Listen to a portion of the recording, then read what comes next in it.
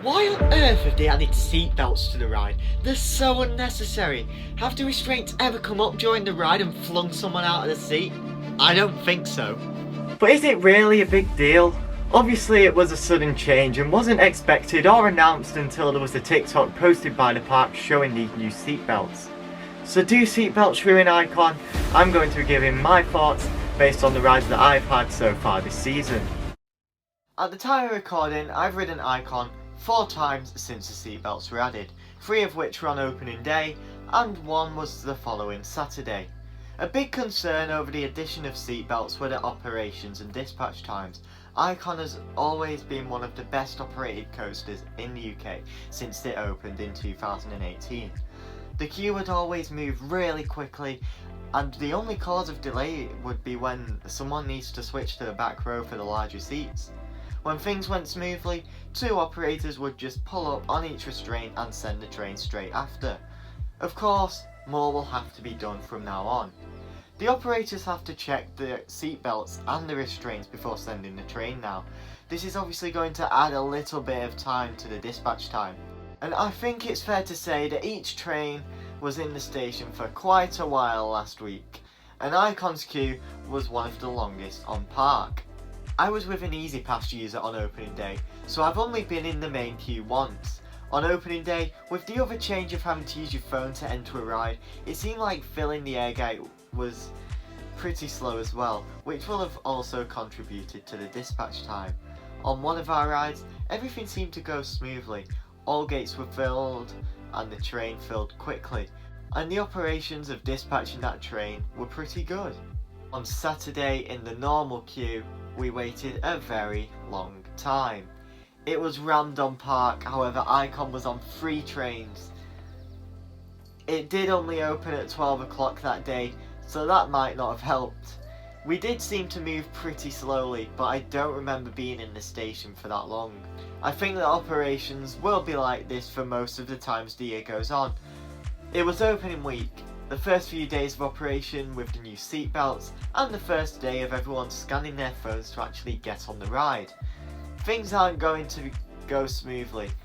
I think once staff get used to the changes to the operations will gradually speed up as the season goes on. So there's my thoughts on the operations. Yes, they weren't rapid on opening day, but no one should expect them to be. As I said, they're likely to speed up as time goes on and the operators get used to the changes. So do the Icon seatbelts ruin the experience? Do they take away from the airtime and everything else that was amazing about Icon? The first ride on Monday was a bit in between. It didn't feel much different until I got stapled in the station. It was my first time riding Icon or any roller coaster since November, so to be honest, I couldn't really give my full thoughts on how it felt at the time. However, for a morning ride, pretty good pacing. It was my first roller coaster of 2021 and a very special ride with a friend who hasn't visited in over a year. So that made the ride incredible in itself. However, to be honest, I was glad when I got off due to how stapled I was. There's not much to say about ride 2. I sat mid-train and it wasn't much different to what it was before. However, the next ride and the ride I had on Saturday confirms the short and sweet answer to the question in the title. It was near the end of the day on the 12th of April. Icon will have warmed up quite a lot, and wow. I'm sure everyone I was with that day will agree that that was an incredible ride. And it was still the Icon we'd known and loved since 2018, but that was topped just a few days later. The park was packed on this day, as I mentioned before, so we only rode Icon once, and for our last ride of the day. We seemed to move really slowly in that queue line, but 2 hours later, my number 1 coaster went above and beyond. We sat on the back row once again and was pretty comfortable in our seats, and we knew that we was in for a great couple of minutes or so once we hit the top of the airtime hill. The airtime was incredible and I was ejected right into my restraint on my way down from that hill. I even got some floater airtime over it beforehand, and it was running so well.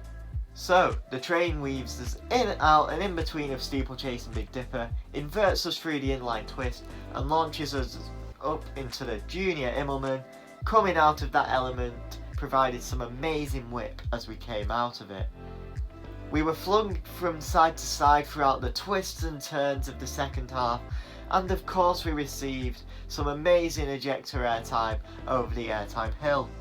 So there we have it. One of the best rides I'd ever had on Icon, even after the addition of seatbelts, and that confirms the answer. Do seatbelts ruin Icon? No, absolutely not. That thing just kept improving as the week went on, and I have no doubt they'll stay like this for the rest of the season. The operations might have slowed down a tiny little bit, but that is due to no fault of anyone in that station.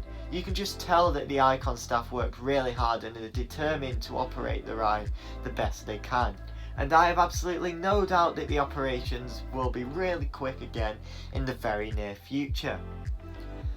So there are my thoughts on Icon's new seatbelts. No one expected them, but they haven't made any change to the ride experience. Be sure to drop a like if you enjoyed, subscribe if you're new, and let me know what you think of Icon's new seatbelts in the comments. Thank you very much for watching, and I'll see you next time.